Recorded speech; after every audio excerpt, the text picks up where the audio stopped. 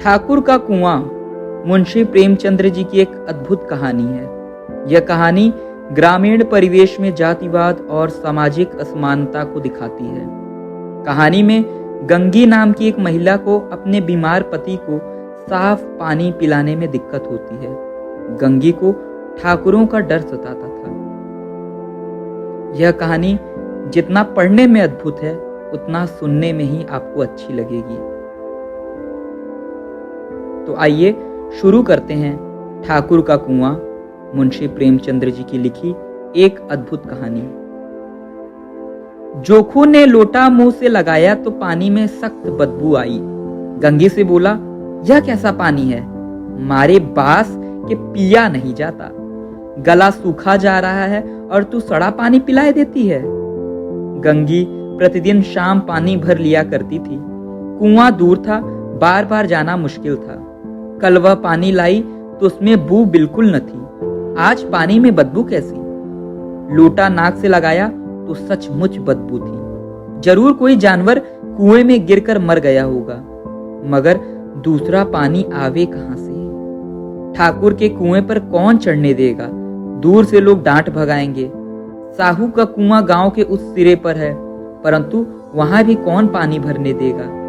कोई तीसरा कुआं गांव में है नहीं। जोखू कई दिन से बीमार है।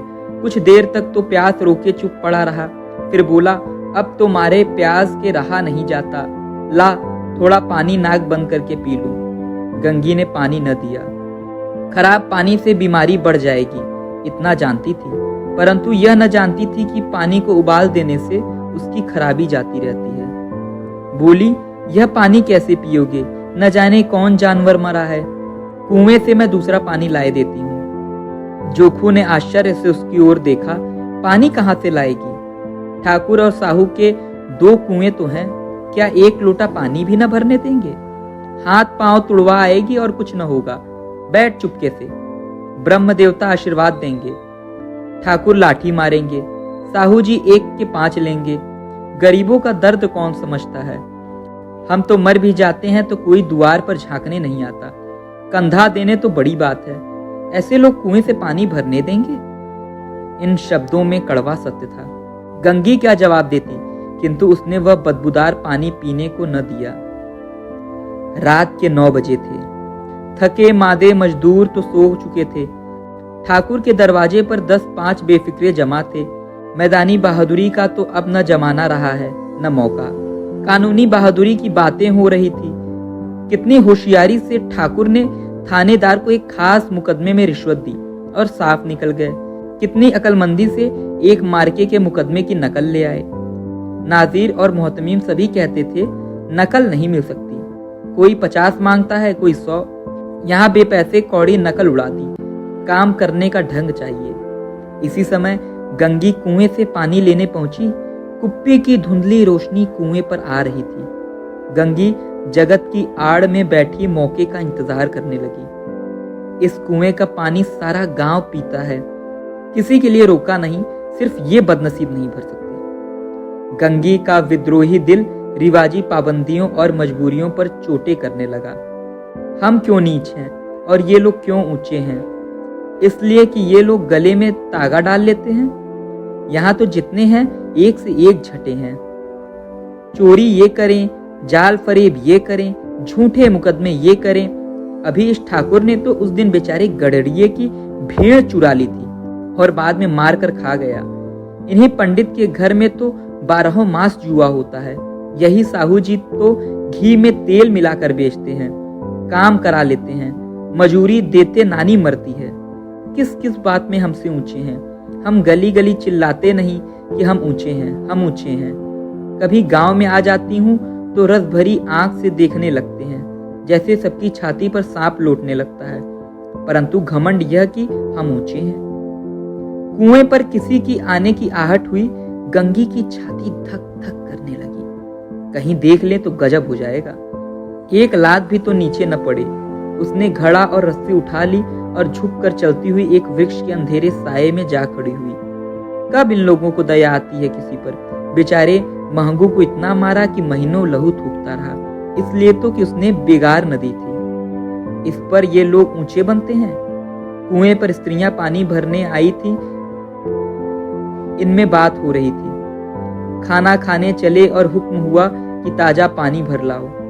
घड़े के लिए पैसे नहीं हैं। हम लोगों को आराम से बैठे देखकर जैसे मर्दों को जलन होती है। हाँ, यह तो न हुआ कि कलसिया उठाकर भर लेते, बस हुक्म चला दिया कि ताजा पानी लाओ, जैसे हम लौंडियां ही तो हैं। लौंडियां नहीं तो और क्या हो तुम।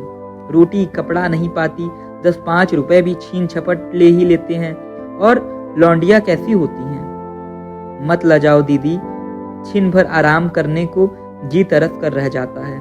इतना काम किसी दूसरे के घर कर देती तो इससे कहीं आराम से रहती। ऊपर से वह एहसान मानता।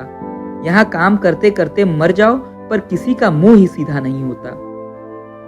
दोनों पानी भरकर चली गईं तो गंगी वृक्ष की छाया से निकली और कुएं की जगत के पास आई।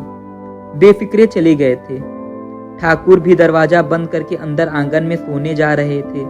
गंगी ने क्षणिक सुख की सांस ली। किसी तरह मैदान तो साफ हुआ।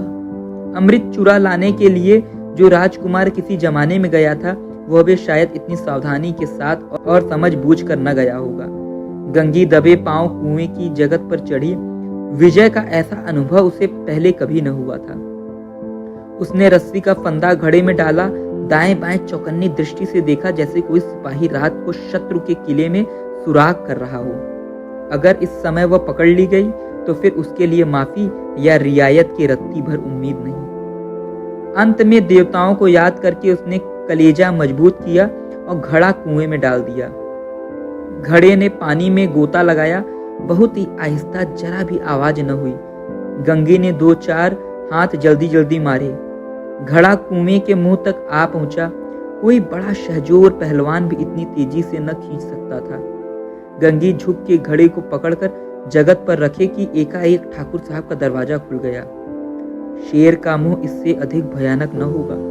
गंगी से हाथ की रस्सी छूट गई।